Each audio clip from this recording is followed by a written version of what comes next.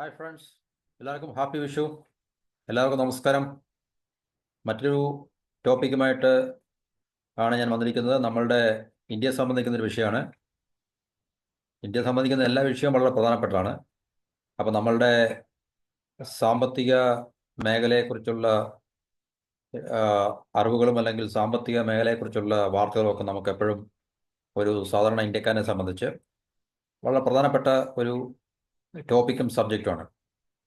അപ്പം നമുക്കറിയാം, ഈ നമ്മളുടെ ഏറ്റവും പ്രധാനപ്പെട്ട ഒരു കോമ്പറ്റീറ്ററാണ് ചൈന. കാരണം ചൈനയാണ് നമ്മുടെ ബെഞ്ച് മാർക്ക്. മറ്റു രാജ്യങ്ങളൊന്നും തീർച്ചയായിട്ടും അക്കാര്യത്തിൽ നമുക്ക് സാമ്പത്തികമായിട്ട് നമുക്ക് കമ്പയർ ചെയ്യേണ്ട അല്ലെങ്കിൽ നമുക്ക് താരതമ്യം ചെയ്യേണ്ട ആവശ്യമൊന്നുമില്ല. അപ്പോൾ ചൈനയിൽ ഉണ്ടായിട്ടുള്ള അത്ഭുതകരമായിട്ടുള്ള വളർച്ചകൾ വ്യത്യസ്തമായിട്ടുള്ള മേഖലകളിൽ, കാരണം അതുകൊണ്ടാണ് അവരുടെ സമ്പദ് മേഖല ഇത്രയും ഇൻക്രെഡിബിൾ ആയിട്ടുള്ള ഗ്രോത്ത്, അതിശയിപ്പിക്കുന്ന തരത്തിലുള്ള അല്ലെങ്കിൽ നമുക്ക് അവിശ്വസനീയമായിട്ടുള്ള ഗ്രോത്ത്. തീർച്ചയായിട്ടും അതൊരു ഒരു രാജ്യമായതുകൊണ്ടും ഒരു ബിഗർ എക്കോണമി ഒക്കെ ആയതുകൊണ്ടും US നെക്സ്റ്റ് ടു US ഒരു സമ്പദ് ശക്തിയൊക്കെ ആയതുകൊണ്ടും നമുക്ക് തീർച്ചയായിട്ടും അതിനെ ഒരിക്കലും നെഗ്ലക്റ്റ് ചെയ്യാൻ കഴിയാത്ത ഒരു ഫോഴ്സ് ടു റെക്കൺ വിത്ത് എന്നൊക്കെ നമ്മൾ പറയും. ഓക്കെ, അപ്പോൾ അതല്ല ഇവിടുത്തെ വിഷയം. ശരിക്കും പറഞ്ഞാൽ ഇവിടെ നമുക്ക് ഒരു ലേറ്റസ്റ്റ് സ്റ്റഡിയുടെ അല്ലെങ്കിൽ റിപ്പോർട്ടിൻ്റെ അടിസ്ഥാനത്തിൽ നമ്മുടെ ഇന്ത്യയിലെ എയർപോർട്ടുകൾ, ലോകത്തിലെ എയർപോർട്ടുകളിൽ ഇന്ത്യൻ എയർപോർട്ടുകൾക്ക് എന്താണ് സ്ഥാനം എന്നുള്ളതിനെക്കുറിച്ചാണ് നമുക്ക് ഈ ഒരു വീഡിയോയിലെ ടോപ്പിക് എന്ന് പറയുന്നത്. അപ്പോൾ ഇവിടുത്തെ ടൈറ്റിൽ തന്നെ top 100 airports in the world just 4 from India. ഈ 100 ഉള്ളതിൽ 4 മാത്രമേ ഉള്ളൂ ഇന്ത്യ എന്നുള്ളത്. ഇത്രയും വലിയ രാജ്യം, വളർന്നുകൊണ്ടിരിക്കുന്ന സമ്പദ് വ്യവസ്ഥ ഒക്കെ ആയിട്ട് തന്നെ നമുക്ക് 100 ലോകത്തിലെ ടോപ്പ് 100 ആണ് കേട്ടോ. ഏറ്റവും 100 പ്രധാനപ്പെട്ട എയർപോർട്ടുകളിൽ ഇന്ത്യയിൽ നിന്ന് 4 മാത്രമേ ഈ 100 ലിസ്റ്റിനകത്തിൽ വന്നിട്ടുള്ളൂ എന്നുള്ളതാണ് നമുക്ക് ഈ പറഞ്ഞ റിപ്പോർട്ടിനെ ആധാരമാക്കി ഇവിടെ ഈ ടോപ്പിക് ഞാൻ സംസാരിക്കുന്നത്. അപ്പം അതിൽ എന്താണ് പറഞ്ഞിരിക്കുന്നത് എന്നുള്ളത് നമുക്ക് നോക്കാം. ഈ sky tracks world airport award എല്ലാ വർഷവും വളരെ ആധികാരികമായിട്ടുള്ള അല്ലെങ്കിൽ ഒരു അതോറിറ്റിയാണ് ശരിക്കും പറഞ്ഞത്. ഏവിയേഷൻ കൺസൾട്ടൻസിയിൽ ഏറ്റവും പ്രധാനപ്പെട്ട ഒരു ടീമാണ് സ്കൈ ട്രാക്സ് എന്ന് പറയുന്ന ഒരു ഇൻസ്റ്റിറ്റ്യൂഷൻ അല്ലെങ്കിൽ ഒരു റിസർച്ച് ഇൻസ്റ്റിറ്റ്യൂഷൻ. അല്ലെങ്കിൽ അതുപോലെ കാരണം നമുക്കറിയാം, ലോകത്തിലെ ഏത് മേഖല നമ്മൾ എടുത്തു കഴിഞ്ഞാൽ ആ മേഖലയുമായിട്ട് ബന്ധപ്പെട്ട് പ്രധാനപ്പെട്ട ചില റിസർച്ച് ഇൻസ്റ്റിറ്റ്യൂട്ടോ അല്ലെങ്കിൽ അതുപോലുള്ള ഓർഗനൈസേഷനൊക്കെ തന്നെ കാണും. അപ്പോൾ ഈ 2025 ഈ അവാർഡ് അവർ പ്രഖ്യാപിച്ചപ്പോൾ ഇന്ത്യയിൽ നിന്ന് 4 എയർപോർട്ടുകൾ മാത്രമേ ഇതിനകത്തിൽ ഈ ടോപ്പ് 100 ലിസ്റ്റിനകത്ത് വന്നിട്ടുള്ളൂ. ഗ്ലോബലി ടോപ്പ് 100 എയർപോർട്ട്സ് ഗ്ലോബലി, അതിനകത്തിൽ 4 ഇന്ത്യൻ എയർപോർട്ടുകൾ മാത്രമേ വന്നിട്ടുള്ളൂ. അപ്പം അതിനകത്തിൽ ഈ പറഞ്ഞ ന്യൂഡൽഹി ഇന്ദിരാഗാന്ധി ഇന്റർനാഷണൽ എയർപോർട്ട് നമ്മുടെ ഇന്ത്യയിൽ നിന്നുള്ളതിൽ മുൻപിലാണ്. അത് 32ാമത്തെ സ്ഥാനമാണ്. അപ്പം ഈ 50 വന്നിട്ടുള്ള ഒരു എയർപോർട്ട് കഴിഞ്ഞ വർഷത്തിനേക്കാളിലും ഇന്ദിരാഗാന്ധി ന്യൂഡൽഹിയിലുള്ള എയർപോർട്ട് ആണെന്നാണ് പറയുന്നത്. അപ്പം നമ്മളുടെ ഇന്ത്യയുടെ ഇൻഫ്രാസ്ട്രക്ചറിനെ കുറിച്ച് നമ്മളെപ്പോഴും സംസാരിക്കുന്ന ഒരു വിഷയമാണ്. അതായത് നമ്മുടെ സമ്പദ് മേഖലയെക്കുറിച്ച് നമ്മൾ സംസാരിക്കുമ്പോൾ നമ്മൾ ഏറ്റവും പ്രാധാന്യം നൽകുന്ന ഒരു കാര്യമാണ് ഇൻഫ്രാസ്ട്രക്ചർ എന്ന് പറയുന്നത്. ഈ ഇൻഫ്രാസ്ട്രക്ചർ എന്ന് പറയുമ്പോൾ അതിനകത്തിൽ റോഡ്സ് പ്രധാനപ്പെട്ടതാണ്. റോഡാണ് ഏറ്റവും പ്രധാനപ്പെട്ടത്. സീപോർട്ട്സ്, എയർപോർട്ട്സ്, ഇതുപോലുള്ള കാര്യങ്ങളാണ് നമ്മുടെ ഇൻഫ്രാസ്ട്രക്ചർ.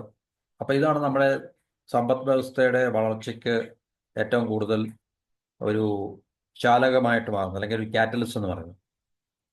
കാരണം സാമ്പത്തികമായി വളർന്ന ശക്തികളെല്ലാം തന്നെ പണ്ടായാലും ഇപ്പോഴായാലും ശരി, നമുക്കിപ്പം മാനുഫാക്ചർ ചെയ്യാനുള്ള കപ്പാസിറ്റി ഉണ്ട്. പക്ഷെ നമുക്ക് ഇൻഫ്രാസ്ട്രക്ചർ ഇല്ലെങ്കിൽ തീർച്ചയായിട്ടും മാനുഫാക്ചർ ചെയ്ത സാധനങ്ങൾ മാനുഫാക്ചർ ചെയ്ത സ്ഥലത്ത് തന്നെ ഇരിക്കത്തേ ഉള്ളൂ. നമുക്കത് ആഭ്യന്തര വിപണിയിലോ അല്ലെങ്കിൽ ഗ്ലോബലിയോ നമുക്കത് വിറ്റഴിക്കാൻ സാധിക്കത്തില്ല. പിന്നെ ആൾക്കാരുടെ, കാരണം ഈ മൊബിലിറ്റി ആഭ്യന്തരമായിട്ടും ആഗോളപരമായിട്ടും ഇപ്പം നമുക്ക് അറിയാം, സമ്പദ് വ്യവസ്ഥ ഏത് രാജ്യത്തിൻ്റെ വളർന്നതെന്ന് വെച്ചാൽ അവിടുത്തെ ജനങ്ങൾക്ക് ആഭ്യന്തരമായിട്ട് അങ്ങോട്ട് കൊണ്ട് യാത്ര ചെയ്യണം ഒരു സ്ഥലത്തുനിന്ന് മറ്റൊരു സ്ഥലത്തേക്ക്. പിന്നെ ഗ്ലോബലി അവർക്ക് യാത്ര ചെയ്യണം. കാരണം ബിസിനസ് ടു ബിസിനസ് റിലേഷൻസ് ഒക്കെ എപ്പോഴും വളർന്നു വരുന്ന സാഹചര്യത്തിൽ നമുക്കറിയാം ഒരു രാജ്യത്തിൻ്റെ ബിസിനസ് ചെയ്യുന്ന ആൾക്കാർക്കും അല്ലെങ്കിൽ ബിസിനസ്സിൽ ഏർപ്പെടുന്ന ആൾക്കാർക്കും എംപ്ലോയീസിനും ഒക്കെ തന്നെ ഗ്ലോബലി അവർക്ക് പിന്നെ എന്താണ് പറയുന്നത് ഈ ട്രാൻസിറ്റ് എന്ന് പറയുന്നത് യാത്രയാണ് അങ്ങോട്ടും ഇങ്ങോട്ടും. അപ്പോൾ ഇതിനെയൊക്കെ ഫെസിലിറ്റേറ്റ് ചെയ്യണമെങ്കിൽ ഇൻഫ്രാസ്ട്രക്ചർ വൻതോതിൽ ഏറ്റവും മോഡേൺ ആയിട്ടുള്ള ഇൻഫ്രാസ്ട്രക്ചർ വളർന്നേ പറയുള്ളൂ. അപ്പോൾ നമുക്കറിയാം ഇപ്പം കേരളത്തിൽ തന്നെ ഈ വിഴിഞ്ഞം സീപോർട്ട് വരുന്നുണ്ട്. അപ്പോൾ അതിന് കറസ്പോണ്ടിങ് ആയിട്ട് അല്ലെങ്കിൽ കേരളത്തിലെ റോഡുകൾ നന്നായിട്ട് വികസിച്ചാൽ മാത്രമേ ഈ പോർട്ട് കൊണ്ട് എന്തെങ്കിലും പ്രയോജനമുള്ളൂ. കാരണം പോർട്ടിലേക്ക് വരുന്നത് കടലിൽ കൂടെയാണ് വരുന്നത്. കാരണം ലോകത്തിൻ്റെ പല ഭാഗത്തു നിന്നും വരുന്ന കാർഗോസും അല്ലെങ്കിൽ ഷിപ്മെൻറ്റും ഒക്കെ തന്നെ പോർട്ടിൽ വന്നു കഴിഞ്ഞിട്ട് അതിനെ റോഡ് മുഖാന്തരമാണ് മറ്റു സ്ഥലങ്ങളിലേക്ക് എത്തിക്കേണ്ടത്. അപ്പോൾ തീർച്ചയായിട്ടും അതിന് സഹായകമാകുന്ന രീതിയിൽ റോഡിൻ്റെ വികസനം, ഇൻഫ്രാസ്ട്രക്ചർ നല്ല രീതിയിൽ വികസിച്ചാൽ മാത്രമേ ഈ പോർട്ട് കൊണ്ട് എന്തെങ്കിലും പ്രയോജനമുള്ളൂ. അതുപോലെ തന്നെ എയർപോർട്ടും എയർ കാർഗോസും ഉള്ളൂ തീർച്ചയായിട്ടും. കാരണം നമ്മൾ ഇവിടുന്ന് വിദേശത്തേക്ക് കൊണ്ടുപോകുന്നുണ്ട്, അവിടെ നിന്ന് ഇങ്ങോട്ട് വരുന്നുണ്ട്. അപ്പോൾ എയർപോർട്ടിൽ വരുന്ന സാധന സാമഗ്രികൾ അല്ലെങ്കിൽ അതുപോലെ തന്നെ ആൾക്കാർ തന്നെ ആയാലും ശരി, എത്രയും പെട്ടെന്ന് തന്നെ അവർക്ക് ഒരു സ്ഥലത്തു നിന്ന് മറ്റൊരു സ്ഥലത്തേക്ക് അവരുടെ മൊബിലിറ്റി ഉറപ്പുവരുത്തുന്നതിന് നമുക്ക് തീർച്ചയായിട്ടും ഇൻഫ്രാസ്ട്രക്ചറിൻ്റെ മോസ്റ്റ് മോഡേൺ ഇൻഫ്രാസ്ട്രക്ചറിൻ്റെ അത്യാവശ്യമുണ്ട്.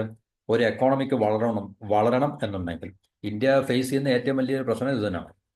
ഇപ്പം ഇന്ത്യക്ക് സ്കിൽഡ് ലേബർ ഉണ്ടായിരിക്കാം, അല്ലെങ്കിൽ ഇപ്പം മറ്റ് സഹായകരമായിട്ടുള്ള അവസ്ഥകളൊക്കെ ഉണ്ടായിരിക്കാം. പക്ഷെ നമുക്ക് ഇൻഫ്രാസ്ട്രക്ചർ വളരെ പൂറാണെങ്കിൽ, റോഡില്ല, നല്ല റോഡില്ല, പിന്നെ നല്ല റെയിൽവേ ഇല്ല. ഞാൻ മുമ്പ് റെയിൽവേയുടെ കാര്യം പറയാൻ വിട്ടുപോയി. റോഡും സീപോർട്ടും എയർപോർട്ടും പറഞ്ഞ ഉടനെ ഞാൻ റെയിൽവേയുടെ കാര്യം വിട്ടുപോയി. റെയിൽവേയും സമാന്തരമായിട്ട് ഇന്ത്യ പോലുള്ള വലിയ രാജ്യത്തിലൊക്കെ ഓൾറെഡി റെയിൽവേ വളരെ വെൽ എസ്റ്റാബ്ലിഷ്ഡ് ആണ്. അപ്പം ഇതുപോലുള്ള ഇൻഫ്രാസ്ട്രക്ചർ പിന്നെ വലിയ ഒരു മാറ്റത്തിന് വിധേയമാക്കുന്ന കാര്യങ്ങളാണ്. അപ്പം അതിനകത്തിൽ അതാത് രാജ്യത്തെ ഗവൺമെൻറ്റുകൾ കൃത്യമായിട്ട് അവർ ഫോക്കസ് ചെയ്ത് കോൺസെൻട്രേറ്റ് ചെയ്ത് ഇൻവെസ്റ്റ് ചെയ്ത് അതിനെ ഡെവലപ്പ് ചെയ്തില്ലെങ്കിൽ അവരുടെ സാമ്പത്തിക വളർച്ചയെ ഉറപ്പുവരുത്താൻ സാധിക്കത്തില്ല. അപ്പോൾ എയർപോർട്ടും അതിൻ്റെ ഏറ്റവും ക്രിട്ടിക്കലായിട്ടുള്ള അല്ലെങ്കിൽ ക്രൂഷ്യലായിട്ടുള്ള ഒരു പാർട്ടാണ് എയർപോർട്ട്സ് എന്ന് പറയുന്നത്. കാരണം എയർപോർട്ട്സിൽ നമുക്കറിയാം ആൾക്കാർ മാത്രമല്ല കാർഗോസും എയർപോർട്ട്സ് ഹാൻഡിൽ ചെയ്യുന്നുണ്ട്. അപ്പോൾ സാമ്പത്തിക വളർച്ച കൈവരിക്കുന്ന ഒരു രാജ്യത്ത് വർദ്ധിച്ചു വരുന്ന കാർഗോയും ഉണ്ടാകും. അപ്പോൾ എപ്പോഴും എല്ലാം റോഡ് മാർഗവും അല്ലെങ്കിൽ കടൽ മാർഗവും റെയിൽവേ ഇപ്പം മറ്റ് രാജ്യങ്ങളിൽ നിന്ന് കാർഗോസ് ഇങ്ങോട്ട് വന്നു കഴിഞ്ഞാൽ തന്നെയും എയറിൽ കൂടെ വന്നു കഴിഞ്ഞാൽ ലാൻഡിൽ വന്നു കഴിഞ്ഞാൽ പിന്നെ അതൊന്ന് റെയിൽവേ കൂടെ അല്ലെങ്കിൽ റോഡിൽ കൂടെ മാത്രമേ റെയിൽവേ ചെല്ലാൻ പറ്റത്തുള്ളൂ. റെയിൽവേ കൂടെ പിന്നെ മറ്റേ റെയിൽവേയും ലാൻഡിൽ കൂടെ തന്നെയാണ്. അപ്പോൾ ഈ പറഞ്ഞ ഇൻഫ്രാസ്ട്രക്ചറിൻ്റെ എല്ലാം പിന്നെ കറസ്പോണ്ടിങ് ആയിട്ടുള്ള വളർച്ചകൾ ഉറപ്പുവരുത്തുക എന്നുള്ളത് വളരെ അത്യാവശ്യമാണ്. അപ്പോൾ ഇന്ത്യയെ സംബന്ധിച്ച് ഇന്ത്യ ഫേസ് ചെയ്യുന്ന വലിയൊരു പ്രശ്നം ഇതാണ്. പക്ഷേ മാറ്റങ്ങൾ ഉണ്ടാകുന്നുണ്ട്, ചേഞ്ചസ് ഉണ്ടാകുന്നുണ്ട്. അത് ഇപ്പം ചൈനയെ പോലെ നമുക്ക് അത്രയും ഫാസ്റ്റായിട്ട് ഉള്ള പോളിസീസ് എടുക്കുവാനും ഇംപ്ലിമെൻറ്റ് ചെയ്യാനും എന്നുള്ള സംവിധാനങ്ങൾ ഇന്ത്യയിൽ ഇല്ലാത്തതുകൊണ്ട് അതിൻ്റെ ആയിട്ടുള്ള പരിമിതികൾ നമ്മൾ ഫേസ് ചെയ്യുന്നുണ്ട്. ഓക്കെ, അപ്പം ഈ ഒരു മേഖലയിൽ നമ്മൾ ഇപ്പോഴും വളരെ ബാക്ക്വേർഡാണ് ലോകവുമായിട്ട് നമ്മൾ കമ്പയർ ചെയ്യുമ്പോൾ. ഈവൻ ചൈനയുമായിട്ട് പോലും കമ്പയർ ചെയ്യുമ്പോൾ പക്ഷേ ചൈനയുടെ എയർപോർട്ട്സ് ഒന്നും ഇതിനകത്തിലില്ല ശരിക്കും പറഞ്ഞത്. ഈ പറഞ്ഞ മറ്റ് ഏഷ്യയിലെ എയർപോർട്ടുകളെയൊക്കെ സംബന്ധിച്ച് ചൈനയുടെ പേരുകളൊന്നും ഇതിനകത്തില്ലെന്ന് തോന്നുന്നു ലിസ്റ്റ്. ഓക്കെ, നമ്മുടെ ഈ 100 എണ്ണത്തിൽ ആദ്യത്തെ 70 എണ്ണത്തിൽ പോലും നമ്മളുടെ പേരുകളൊന്നുമില്ല. പക്ഷേ എന്നാലും നമ്മളുടെ കഴിഞ്ഞ വർഷത്തെ പെർഫോമൻസിനെ അപേക്ഷിച്ച് നോക്കുമ്പോൾ ഈ വർഷം നമ്മൾ അല്പം മെച്ചപ്പെട്ടിട്ടുണ്ട് ഈ പറഞ്ഞ എയർപോർട്ടുകളിലൊക്കെ പെർഫോമൻസുകൾ. അപ്പോൾ ഏവിയേഷൻ ഇൻഡസ്ട്രിയിൽ ഒരു ബെഞ്ച് മാർക്കാണ്, ഒരു മാനദണ്ഡം തീർച്ചയായിട്ടും. കാരണം അവരുടെ ഈ സ്കൈ ട്രാക്സ് അവാർഡ്സ് എന്ന് പറഞ്ഞു കഴിഞ്ഞാൽ അതൊരു ഇൻസ്റ്റിറ്റ്യൂഷൻ ആയിരിക്കാം, നോക്കാം നമുക്ക്. അപ്പോൾ അവരുടെ ഈ പറഞ്ഞ എവാലുവേഷൻ, എയർപോർട്ട്സിനെ കുറിച്ചുള്ള എവാലുവേഷനും പാസഞ്ചർ സാറ്റിസ്ഫാക്ഷൻ, സർവീസ് ക്വാളിറ്റി, അതുപോലെ തന്നെ ഓവറോൾ ട്രാവൽ എക്സ്പീരിയൻസ്, അതുപോലെ തന്നെ മറ്റ് ഈ ഇവിടെ പറഞ്ഞിരിക്കുന്ന ഇത്രയേ ഉള്ളൂ, കാർഗോയുടെ കാര്യം ഇവിടെ പറഞ്ഞിട്ടില്ല. അപ്പോൾ ഇതിൻ്റെ എല്ലാം അടിസ്ഥാനത്തിലാണ് അവർ ഏത് എയർപോർട്ടാണ് നല്ല എയർപോർട്ട് ലോകത്തിലെന്ന് അവർ കണക്ക് കൂട്ടുന്നത്. കാരണം ഏത് സർവേ നടത്തുമ്പോഴും അല്ലെങ്കിൽ റിസർച്ച് റിപ്പോർട്ട് തയ്യാറാക്കുമ്പോൾ അവർക്ക് കുറേ മാനദണ്ഡങ്ങളുണ്ട്. ആ മാനദണ്ഡങ്ങളുടെ അടിസ്ഥാനത്തിലായിരിക്കും അവർ ആ ഒരു കൺക്ലൂഷനിലേക്ക് വരുന്നത്. അപ്പോൾ അവരുടെ കൺക്ലൂഷൻ അനുസരിച്ച് പാസഞ്ചർ സാറ്റിസ്ഫാക്ഷൻ, സർവീസ് ക്വാളിറ്റി, അതുപോലെ തന്നെ ഓവറോൾ ട്രാവൽ എക്സ്പീരിയൻസ്, പിന്നെ കാർഗോയുടെ കാര്യത്തിൽ ഒന്നും ഇവിടെ പറഞ്ഞിട്ടില്ല. അപ്പം ഈ പറഞ്ഞ ക്രൈറ്റീരിയ അല്ലെങ്കിൽ മാനദണ്ഡങ്ങളുടെ അടിസ്ഥാനത്തിലാണ് അവർ ഈ അവാർഡുകൾ നിശ്ചയിച്ചിട്ടുള്ളത്. അപ്പം ഈ അവാർഡുകളുടെ അടിസ്ഥാനത്തിൽ നമ്മുടെ ഇന്ത്യയിൽ നിന്നും ഏറ്റവും മുമ്പിലുള്ളത് ഇന്ദിരാഗാന്ധി ഇന്റർനാഷണൽ എയർപോർട്ട് ഡൽഹിയാണ്. അതായത് ഗ്ലോബലി 32ാമത്തെ റാങ്കാണ് നമുക്ക്. ആദ്യത്തെ ഗ്ലോബലി ടോപ്പ് 100-ലെ 32ാമത്തെ റാങ്കാണ്. ഇന്ത്യയിലെ ഏറ്റവും ബിസിയസ്റ്റ് ആയിട്ടുള്ള എയർപോർട്ട് പിന്നെ ഇത് തന്നെയാണ്. കാരണം ഡൽഹി നമ്മുടെ ക്യാപിറ്റൽ ആയതുകൊണ്ടും തീർച്ചയായിട്ടും അതിനൊരു പിന്നെ ഡോമിനൻ്റ് ആയിട്ടുള്ള അല്ലെങ്കിൽ പ്രോമിനൻ്റ് ആയിട്ടുള്ള പൊസിഷൻ ഉണ്ട്. അപ്പോൾ അതുകൊണ്ട് ഈ ലിസ്റ്റിൽ ടോപ്പ് 100-ൽ 32ാമത്തെ സ്ഥാനം നമ്മളുടെ ഇന്ദിരാഗാന്ധി ഇന്റർനാഷണൽ എയർപോർട്ടാണ്. അപ്പോൾ കഴിഞ്ഞ വർഷത്തെ 36-ൽ നിന്ന് നമ്മൾ ഇമ്പ്രൂവ് ചെയ്തിട്ടുണ്ട് 32-ലേക്ക്. അതിൻ്റെ അർത്ഥം തന്നെ നമുക്ക് ഇമ്പ്രൂവ്മെൻ്റ് ഉണ്ട്. ഈ ഇമ്പ്രൂവ്മെൻ്റ് എന്ന് പറഞ്ഞാൽ പിന്നെ ഇതിൻ്റെ പ്രത്യേകത, ഈ എയർപോർട്ടിൻ്റെ പ്രത്യേകത സ്ലീക്ക് ആയിട്ടുള്ള ടെർമിനൽസ്, ഇംപ്രസീവ് ആയിട്ടുള്ള ആർട്ട് ഇൻസ്റ്റലേഷൻസ് ഇവിടെ പറയുന്നുണ്ടല്ല. ഇവിടെ നോക്കിക്കഴിഞ്ഞാൽ നമുക്കറിയാം. അപ്പോൾ ഇതെല്ലാം ഒരു മറ്റ് അന്താരാഷ്ട്ര വിമാനത്താവളങ്ങളുമായിട്ട് ഏകദേശം കിടപിടിക്കുന്ന രീതിയിലുള്ള, അതുപോലെ തന്നെ എഫിഷ്യൻ്റ് ഓപ്പറേഷൻസ്. അപ്പോൾ ഇന്ത്യൻ എയർപോർട്ട്സിൽ ഒരു പരമപ്രധാനമായിട്ടുള്ള സ്ഥാനം ഈ പറഞ്ഞ ഇന്ദിരാഗാന്ധി ഇന്റർനാഷണൽ എയർപോർട്ട് ഡൽഹിക്കാണ് കിട്ടുന്നത്. അത് ഗ്ലോബലി അതിന് 32ാമത്തെ റാങ്കാണ്. പിന്നെ വരുന്നത് നമ്മുടെ ബാംഗ്ലൂരുവാണ്. ഈ പറഞ്ഞ ഈ ലിസ്റ്റിൽ, ഈ ഗ്ലോബലി ഈ ലിസ്റ്റിൽ വരുന്നത് ബാംഗ്ലൂരിലുള്ള ഏതാണ് കെമ്പഗൌഡ ഇന്റർനാഷണൽ എയർപോർട്ട് ബാംഗ്ലൂരു. അതിന് 48ാമത്തെ റാങ്കാണ്. ഗ്ലോബലി ഈ പറഞ്ഞ 100 എയർപോർട്ടിൽ 48ാമത്തെ റാങ്കിൽ നിൽക്കുന്നത് നമ്മുടെ ബാംഗ്ലൂർ എയർപോർട്ടാണ്. അപ്പോൾ ഇത് ഈ ടെർമിനൽ 2 ലോഞ്ച് ചെയ്തതിന് ശേഷം 2024 ഇതിൻ്റെ റാങ്കിങ് 58ാമതായിരുന്നു. ഇതിപ്പോൾ 48ാമതായിട്ട് ഉയർന്നിട്ടുണ്ട്. അപ്പോൾ തീർച്ചയായിട്ടും ഗ്ലോബലി ഇത് ഉയർന്നിട്ടുണ്ട് എന്നാണ് ഇത് കാണിക്കുന്നത്. ആഗോളപരമായിട്ട് ഈ എയർപോർട്ടിൻ്റെ പെർഫോമൻസ് അല്ലെങ്കിൽ ഈ റാങ്കിങ്ങിൽ നമ്മൾ ഈ വർഷം മുമ്പിലേക്ക് വരാൻ കാരണമാകത്തക്ക രീതിയിൽ തീർച്ചയായിട്ടും മാറ്റങ്ങൾ ഉണ്ടായിട്ടുണ്ട്. അപ്പോൾ അതിൻ്റെ പ്രത്യേകതകൾ ഈ പറഞ്ഞ terminals, gardens, art and sustainable design have earned global prize എന്നൊക്കെയാണ്. ഈ ക്രൈറ്റീരിയകളൊക്കെ പരിശോധിച്ചപ്പോഴാണ് അത് തീർച്ചയായിട്ടും ഈ എയർപോർട്ടിൻ്റെ റാങ്കിങ് ഇൻക്രീസ് ചെയ്യാൻ അല്ലെങ്കിൽ മുമ്പോട്ട് വരാനുള്ള കാരണം. പിന്നെ ഹൈദരാബാദിലെ രാജീവ് ഗാന്ധി ഇന്റർനാഷണൽ എയർപോർട്ട് 56ാമതാണ് ഇപ്പോൾ റാങ്കിങ്. 59ആയിരുന്നു നേരത്തെ കഴിഞ്ഞ വർഷം. അപ്പോൾ അതിൽ നിന്ന് 56ആയി. അപ്പോൾ ഇന്ത്യയിലെ എയർപോർട്ടുകളുടെ പെർഫോമൻസ് തീർച്ചയായിട്ടും കൂടുന്നുണ്ട് എന്നുള്ള ഒരു വസ്തുത കൂടെ നമ്മൾ ഇതിനകത്ത് മനസ്സിലാക്കും. അപ്പോൾ ഇതിനകത്തിൽ അവരുടെ പ്രധാനമായിട്ട് പറഞ്ഞാൽ അതിൻ്റെ ക്ലീൻലിനെസ്, വൃത്തി, അതുപോലെ തന്നെ ഈ പാസഞ്ചർ എക്സ്പീരിയൻസ്, കണ്ടിന്യൂസ് ആയിട്ടുള്ള സ്ഥിരമായിട്ടുള്ള പാസഞ്ചർ എക്സ്പീരിയൻസ്, ഇതൊക്കെ തന്നെ ഒരു കാരണമായിട്ട് ഇതിനകത്ത് പറയുന്നുണ്ട്. അപ്പോൾ ഈ പറഞ്ഞ കാരണം കൊണ്ട് ഈ എയർപോർട്ടിന് റെപ്യൂട്ടേഷൻ വർദ്ധിച്ചു വരികയാണ്.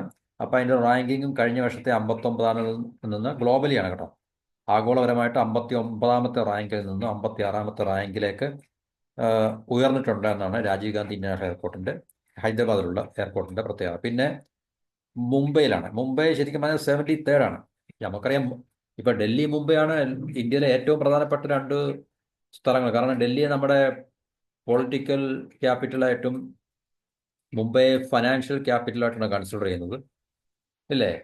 അപ്പം മുംബൈയിലുള്ളൊരു എയർപോർട്ട് ഡൽഹിയേക്കാളിലും വളരെ പുറകിലാണ്. 73ാമത്തെ റാങ്കാണ്. കഴിഞ്ഞ വർഷം 95ആയിരുന്നു, ഇപ്പോൾ 73ആയിട്ടുണ്ട്. അപ്പം വളരെ ഇത് നമുക്ക് അഭിമാനിക്കാൻ പറ്റുന്ന ഒരു കാര്യമല്ല ശരിക്കും പറഞ്ഞു കഴിഞ്ഞാൽ, ഇല്ലേ? കാരണം മുംബൈ പോലുള്ള സിറ്റിയിലെ എയർപോർട്ട്, സിറ്റി എന്ന് നമുക്ക് പറയാൻ പറ്റും, അത് മെഗാ സിറ്റിയാണ്. ഏഷ്യയിലെ തന്നെ ഏറ്റവും പ്രധാനപ്പെട്ട വലിയൊരു സിറ്റിയാണ് മുംബൈ എന്ന് പറഞ്ഞാൽ. അപ്പോൾ മുംബൈ, ഡൽഹി ഇതുപോലുള്ള സിറ്റികളിലെ, മെഗാ സിറ്റികളിലെ, മെട്രോ സിറ്റികളിലെ എയർപോർട്ടുകൾ ഗ്ലോബലി ഒത്തിരി പുറകിലാണെന്ന് പറയുമ്പോൾ അത് ശരിക്കും പറഞ്ഞു കഴിഞ്ഞാൽ നമ്മുടെ പിന്നെ എന്താണ് പറയുന്നത്, എല്ലാ തലത്തിലുള്ള പരാജയങ്ങൾ തന്നെയാണ് അത് കാണിക്കുന്നത് തീർച്ചയായിട്ടും. എന്നാലും കഴിഞ്ഞ വർഷത്തെ 95ാമത്തെ റാങ്കിൽ നിന്നും 73ാമത്തെ റാങ്കിലേക്ക് ഉയർന്നിട്ടുണ്ട്. അപ്പോൾ തീർച്ചയായിട്ടും പെർഫോമൻസ് ഇമ്പ്രൂവ് ചെയ്യുന്നുണ്ട്, അല്ലെങ്കിൽ റാങ്കിങ് ഇമ്പ്രൂവ് ചെയ്യുന്നുണ്ട്. അപ്പം നമുക്കിനി വരും വർഷങ്ങളിൽ തീർച്ചയായിട്ടും ഈ പറഞ്ഞ എയർപോർട്ടുകളിലേക്ക് പെർഫോമൻസ് നന്നായി പോകുവാനും ഈ റാങ്കിങ് ഇൻക്രീസ് ചെയ്യാനുള്ള സാധ്യതകൾ ഉണ്ട്.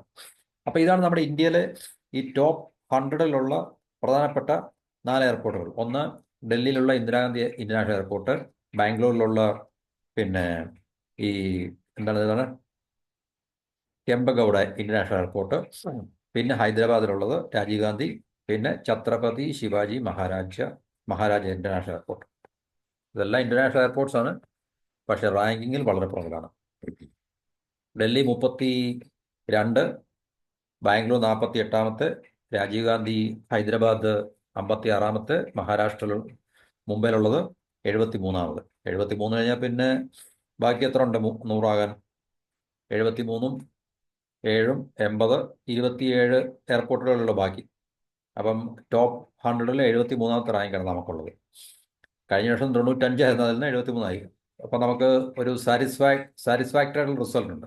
ഇനി ലോകത്തിലെ എയർപോർട്ടുകളിൽ ഏറ്റവും ബെസ്റ്റ് എയർപോർട്ട് ഏതാണ്? അവരുടെ ഈ സ്റ്റഡി അനുസരിച്ച് അല്ലെങ്കിൽ റിപ്പോർട്ട് അനുസരിച്ചുള്ളത് സിംഗപ്പൂർ എയർപോർട്ടാണ്. ഇതിൻ്റെ പേരെന്താണ്? ഷാങ്കി എന്ന് വല്ലതായിരിക്കില്ലേ? ഷാങ്കി എയർപോർട്ട്. ഓക്കെ, സിംഗപ്പൂരിലെ എയർപോർട്ടാണ് ലോകത്തിലെ ഏറ്റവും ബെസ്റ്റ് എയർപോർട്ടായിട്ട് ഈ പ്രാവശ്യവും തിരഞ്ഞെടുക്കുന്നത്. അത് 13ാമത്തെ തവണ അടുപ്പിച്ച് record 13 time by Skytrax. അത് നമുക്കറിയാം. സിംഗപ്പൂർ എയർപോർട്ടും അല്ലെങ്കിൽ അതുപോലുള്ള ലോകോത്തരമായിട്ടുള്ള എയർപോർട്ടുകൾക്കൊക്കെ തീർച്ചയായിട്ടും അവർ പുറകോട്ട് പോകാനുള്ള സാധ്യതയില്ല. അപ്പം അവരാണ് ഇപ്പോഴും ഈ പ്രാവശ്യവും ഏറ്റവും ടോപ്പ് 100-ൽ ഏറ്റവും മുന്നിൽ നിൽക്കുന്ന എയർപോർട്ട്.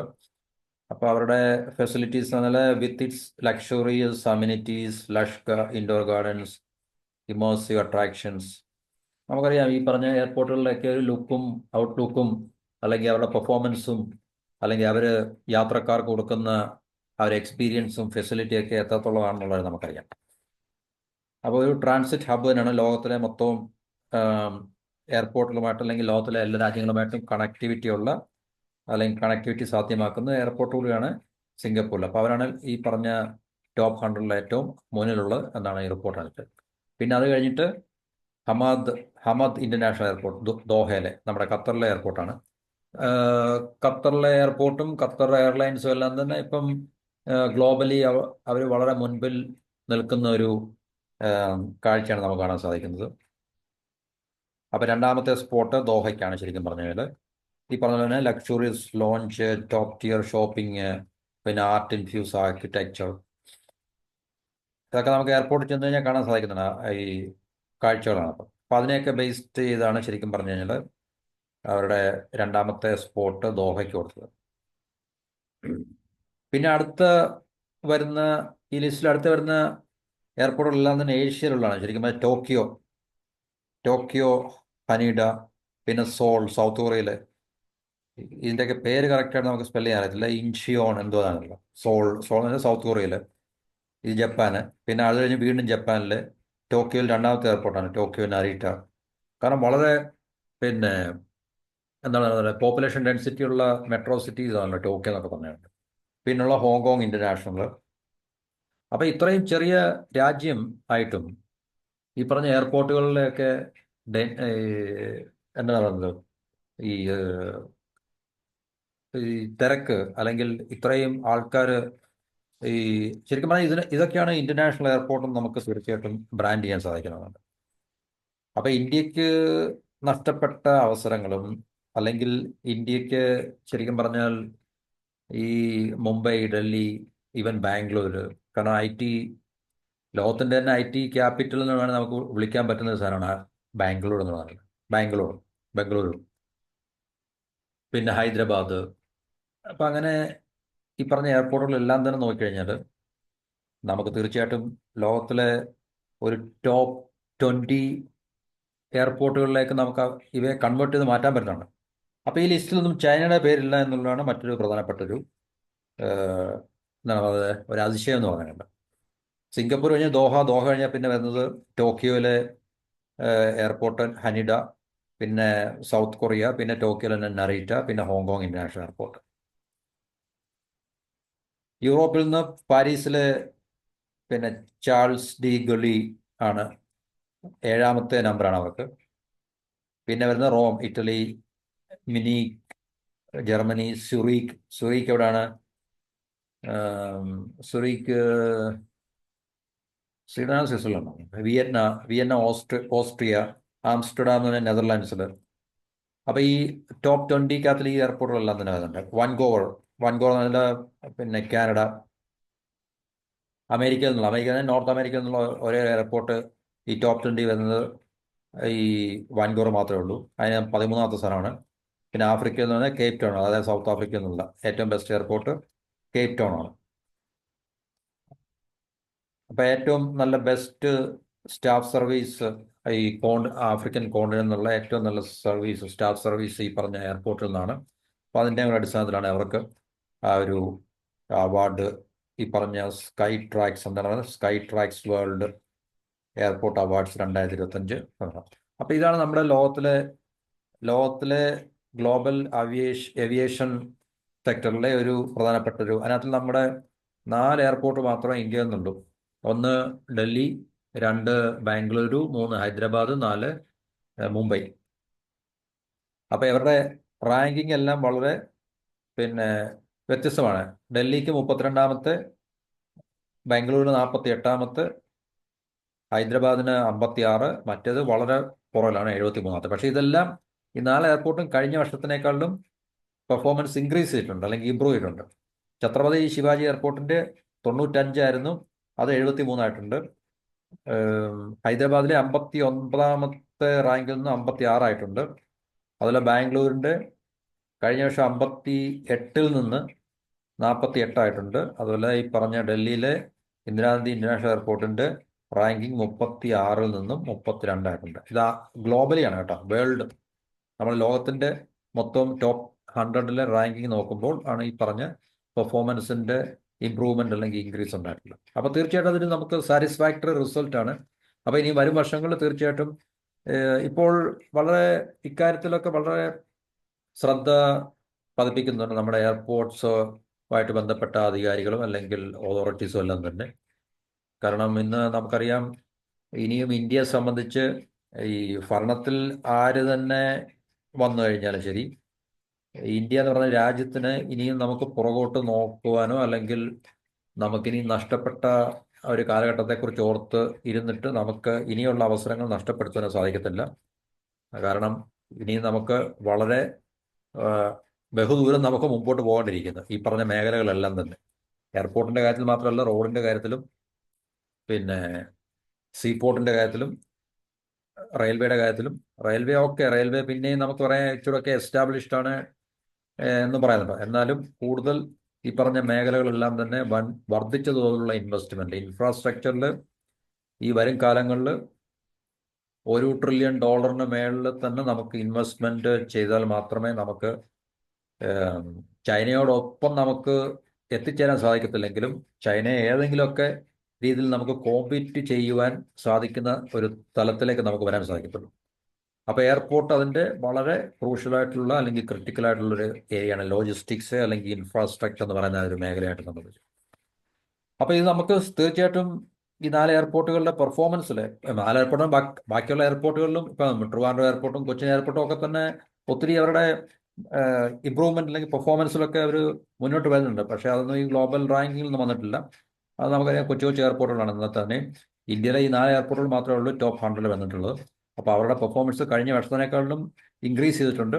പക്ഷേ എന്നാലും നമുക്ക് ഒരു സാറ്റിസ്ഫാക്ടറി ആയിട്ടുള്ള റിസൾട്ട് അല്ല. കാരണം ടോപ്പ് 20ൽ പോലും ഇല്ല, അല്ലെങ്കിൽ ടോപ്പ് 25ൽ പോലും നമ്മുടെ എയർപോർട്ടുകളൊന്നുമില്ല. ഒരുപക്ഷെ ഇനി വരുന്ന വർഷങ്ങളിൽ ചിലപ്പം നമുക്ക് അങ്ങനെ ഒരു സ്പോട്ടിലേക്ക് എത്തിച്ചേരാൻ സാധിക്കുമായിരിക്കും. അത് നമുക്ക് ലെറ്റ്സ് വെയിറ്റ് ആൻഡ് സീ, ഇല്ലേ, കാത്തിരുന്ന് നമുക്ക് കാണേണ്ട ഒരു കാര്യമാണ്. അപ്പോൾ തൽക്കാലം ഇതാണ് തൽസ്ഥിതി, ഇപ്പോഴത്തെ അവസ്ഥ ഇതാണ്. അപ്പം തീർച്ചയായിട്ടും നമ്മുടെ രാജ്യത്ത് മാറ്റങ്ങൾ ഉണ്ടാകുന്നുണ്ട് പല മേഖലകളിലും. മാറ്റങ്ങൾ നമ്മൾ കണ്ടിന്യൂ ചെയ്യണം കൺസിസ്റ്റൻ്റ് ആയിട്ട്. തീർച്ചയായിട്ടും അതിനൊരു കൺസിസ്റ്റൻസി വേണം, തുടർച്ച വേണം. ആ തുടർച്ച നമുക്ക് മുന്നോട്ട് കാത്തു സൂക്ഷിച്ച് കൊണ്ടുപോയാൽ മാത്രമേ നമ്മുടെ രാജ്യത്ത് ഈ പറഞ്ഞ സമ്പദ് വ്യവസ്ഥയിലും സാമ്പത്തിക മേഖലയിലും ഒക്കെ തന്നെ, അല്ലെങ്കിൽ ജനങ്ങളുടെ ജീവിത നിലവാരത്തിലൊക്കെ തന്നെ മാറ്റങ്ങൾ ഉണ്ടാക്കുവാൻ സാധിക്കത്തുള്ളൂ. അപ്പോൾ ഇതാണ് നമുക്ക് ഈ ഒരു ടോപ്പിക്കുമായിട്ട് ബന്ധപ്പെടുത്തി സംസാരിക്കാനുള്ളത്. അപ്പോൾ ഇത്രയും പറഞ്ഞുകൊണ്ട് ഈ ടോപ്പിക്ക് ഇവിടെ ഞാൻ സ്റ്റോപ്പ് ചെയ്യുന്നു. അടുത്ത ടോപ്പിക്കുമായിട്ട് അടുത്ത വീഡിയോ കാണാം. എല്ലാവർക്കും നന്ദി, നമസ്കാരം. ചാനൽ ദയവായി സബ്സ്ക്രൈബ് ചെയ്ത് സപ്പോർട്ട് ചെയ്യുക. അപ്പോൾ ഒരിക്കൽ കൂടി happy Vishu and have A wonderful day.